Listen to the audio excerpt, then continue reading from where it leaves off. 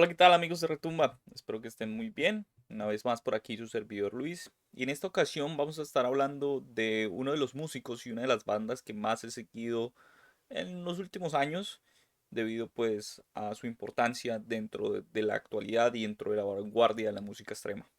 Estamos hablando de la banda Kraliz, un proyecto liderado por, como ya les decía, uno de los músicos más interesantes, músicos y productores o figuras o genios más importantes de la música extrema de la actualidad, que es el señor Colin Marston.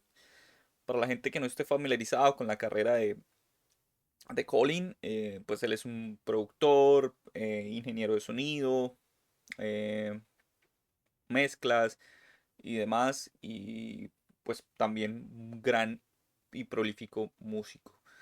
Es músico que hace parte de proyectos increíbles como Gorguts, como Etc. Track, como Dysrhythmia, como Behold the Octopus. Y bueno, uno de sus proyectos, quizá su proyecto más en el que más ocupa su tiempo, posiblemente, en materia musical, es Caliz.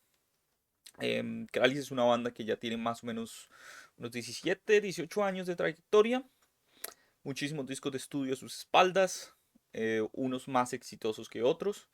Eso principalmente se debe a, a ese hambre que tiene Colin Marston y sus compañeros como el señor McMaster, que hace parte de proyectos como Nightmare, de llevar la técnica y de explorar la técnica musical dentro del panorama de la música extrema, principalmente en el black metal. Colin Marston siempre ha sido un músico muy interesado por buscar nuevos timbres, nuevas escalas, nuevas deformidades sonoras, em, en las cuales apoyarse para construir música, para construir metal en, en su base, ¿no? Él puede tomar elementos del black, puede tomar elementos del death, pero creo que la gran parte, y por lo que a mí me interesa mucho como músico y también como productor, es que siempre se destaca por buscar nuevas formas de hacer música extrema. Puede ser algo tan simple como un nuevo sonido, puede ser algo tan simple como una nueva escala, de pronto jugar con lo microtonal, muchas formas, pero siempre en búsqueda de explorar nuevos sonidos y nuevas formas. Creo que siempre ha sido un músico en búsqueda de eso, y la mayoría de proyectos en los cuales ha estado inmiscuido siempre buscan eso. Entonces, yo siempre voy a estar dispuesto a escuchar algo que venga de parte de este músico y por supuesto algo que venga de la mano de Kraliz. Kraliz el año pasado tuvimos la oportunidad de reseñarlo, creo que lo reseñé con mi compañero Yael, en un disco que la verdad me gustó mucho y me sorprendió mucho, em, debido a que pues tenía un componente no tanto nuevo, pero que no se había explorado tanto en la música de Colin, que eran los sintetizadores. Y bueno, en este caso, en Inorganic Rights vuelve a esa exploración que nos dio el año pasado en un disco como fue el Porous Resonant Abyss. Inorganic Rights, Inorganic Rights, perdón, básicamente yo diría que es una continuación de ese sonido hecho en este disco, no es su último disco, pero en uno de los discos que lanzó el año pasado, en el sentido de que continúa con la exploración musical o con la exploración sonora de los sintetizadores sobre todo más en la onda, yo diría que clásica de los años 80, donde se veía mucho lo que se llamó el synthwave, synth-pop, y este sonido un poco más brillante, este sonido un poco más incluso oscuro, tétrico en algunos momentos, que fue muy bien empleado pues en grandes bandas sonoras por gente como John Carpenter, que es posiblemente uno de los grandes nombres, pero también por gente como Angelo Badalamenti, eh, donde los sintetizadores y la música electrónica empezaban a jugar un papel fundamental en la música moderna, ¿no? En los años 80 fue, digamos, esa gran explosión. Esto no es excesivamente ajeno, este tipo de sonidos no es muy ajeno al metal. Ya hemos tenido ejemplos con bandas como Amorphis, como bandas como Emperor, y yo creo que una de las más prolíficas haciendo esto, una de las mejores haciendo esto en su momento fue Nocturnus. sobre todo en sus primeros dos discos y en el primer disco de la vuelta, ya como Nocturnus ID. Em, pero creo que Kralis le está dando un aire mucho más interesante a eso que quizá en su momento quiso proponer una banda como Nocturnus. Porque creo que estéticamente encaja mucho mejor el uso de esos timbres, como ya les decía, mucho más brillantes, mucho más oscuros, mucho más terroríficos, en pues la música súper técnica, intrincada, em, filosa, fierosa por momentos de Kralis.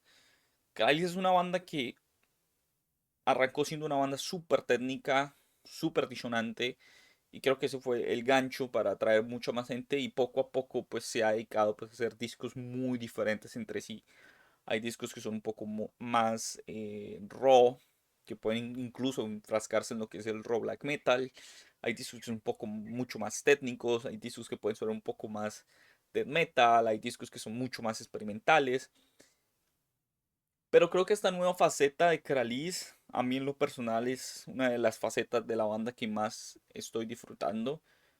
Creo que esa exploración de los sonidos electrónicos le viene muy bien a la banda. Estéticamente, como les decía, encaja muy bien y sonoramente se siente como em, cómo logran crear esos paisajes sonoros de tenebrosos, eh, oscuros, dinámicos, porque la producción, por supuesto, es magnífica como la mayoría de las producciones que hace Colin. Es un tipo que es un gran amante de ese sonido orgánico, pero sin irse al lado más low-fi. Él trata siempre de mantener esos rangos dinámicos muy acordes. Tiene un sonido muy característico también muchas veces.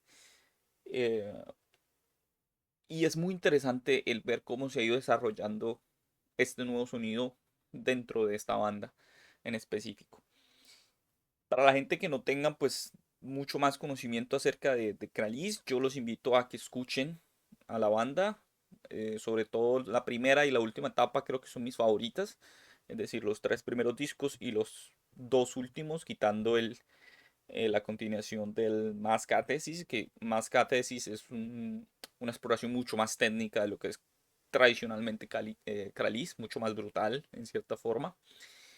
Pero sí, con discos como el Porus Resonant Abyss, este disco, el Inorganic Rights y los tres primeros discos de Kralis, para mí son de esas cosas que valen mucho la pena escuchar y en general la discografía entera de Kralis. Creo que la gente que no tenga mucho conocimiento de la banda debería darle una oportunidad, no solo en este disco, sino también a la discografía de la banda y también descubrir proyectos alternos de los músicos que hacen parte, no solo de Colin, sino también proyectos como Nightmare, Gerion, etcétera. De mi parte, pues esta era una recomendación corta, no me quiero extender excesivamente con esta recomendación, como ya decía, más que una reseña es una recomendación para que conozcan a la banda y bueno, siempre va a ser bueno hablar de y darle el reconocimiento a un músico como Colin Marston, el cual pues siempre ha trabajado en las sombras y sigue haciendo música que la gente entusiasta de estos géneros puede disfrutar, porque siempre tiene algo con lo cual sorprendernos. Así que esta es mi recomendación pues, para esta semana. El disco salió el viernes pasado. Es un disco independiente. Es una banda que casi toda su carrera ha trabajado de forma independiente. Pronto alguna que otra pequeña disquera como, bueno, o disquera no tan grande como Profound Lore ha estado pues un tanto ligada a ellos, pero poco más. Así que esto es metal underground, experimental, con mucha vanguardia por medio y que siempre está en aras de buscar nuevos sonidos que pues alimenten a las personas más exigentes o menos exigentes o que simplemente quieran sorprenderse.